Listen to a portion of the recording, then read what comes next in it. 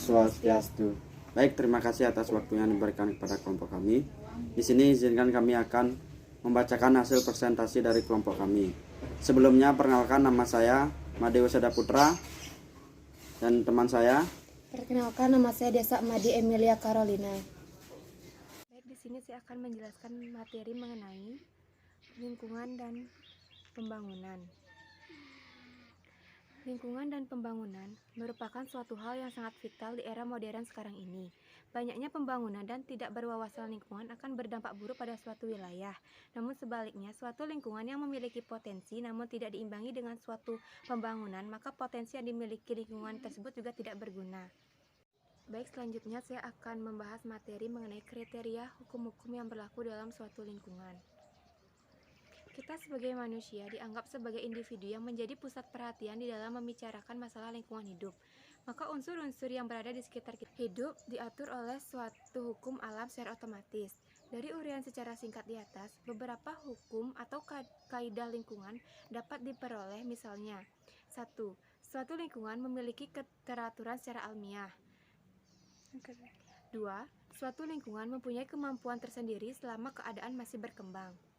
Ketiga, unsur-unsur atau komponen-komponen dalam suatu lingkungan berinteraksi satu sama lain secara ilmiah. Keempat, interaksi dalam suatu lingkungan dilakukan oleh masing-masing unsur atau komponen. Kelima, dalam batas-batas tertentu terjadi perubahan susunan komponen. Yang ketiga, pemanfaatan lingkungan hidup. Lingkungan hidup yang serasi dan seimbang sangat kita perlukan karena merupakan unsur penentu kehidupan suatu bangsa. Indonesia sebagai suatu negara wajib menjaga dan melestarikan lingkungan hidup untuk dimanfaatkan di dalam memenuhi kepentingan bersama bagi generasi kini dan mendatang.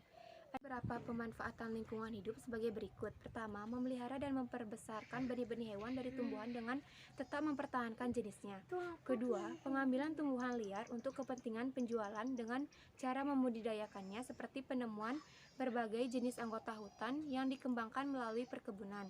Ketiga, budidaya tanaman obat-obatan atau membuat apotek hidup di sekitar rumah. Keempat, digunakan untuk industri seperti industri yang menghasilkan produknya berupa oksigen yang tersimpan di dalam tabung, industri air mineral, industri pupuk organik, industri minyak bumi, dan lain-lain. Kan pemerintah sebagai daerah konservasi agar lingkungan hidup tersebut terjaga seperti adanya daerah suaka alam, suaka marga satwa, taman nasional, kebun binatang, dan hutan lindung.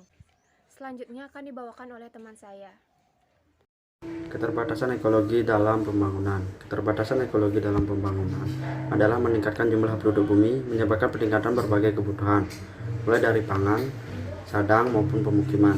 Dibutuhkan pula sumber daya alam lainnya, seperti tanah, air, energi, mineral, dan yang diambil dari persediaan sumber daya alam di bumi. Selanjutnya, pembangunan harus berwawasan lingkungan dan berkelanjutan.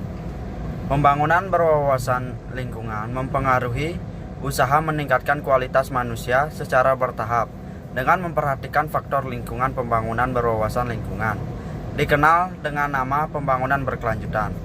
Pembangunan berwawasan lingkungan adalah suatu upaya untuk melestarikan lingkungan dengan diadakannya suatu pembangunan yang didasari oleh sumber daya alam dan berada pada tempat yang indah dan sejuk, jauh dari berbagai macam polusi, guna untuk menjaga kelestarian alam dan membantu pentingnya sumber daya alam yang hampir rusak. Jadi, kesimpulan yang didapat, lingkungan hidup merupakan keseluruhan unsur atau komponen yang berada di sekitar individu yang mempengaruhi kehidupan dan perkembangan individu yang bersangkutan. Dan, pembangunan berwawasan lingkungan adalah pembangunan berkelanjutan yang mengoptimalkan manfaat sumber daya alam dan sumber daya manusia dengan cara menserasikan aktivitas manusia dengan kemampuan sumber daya alamnya untuk menopangnya. Baik, terima kasih. Baik, sekian presentasi dari kelompok kami. Apabila ada salah penyampaian, kami mohon maaf. Kami tutup dengan para mesanti. Om Santi.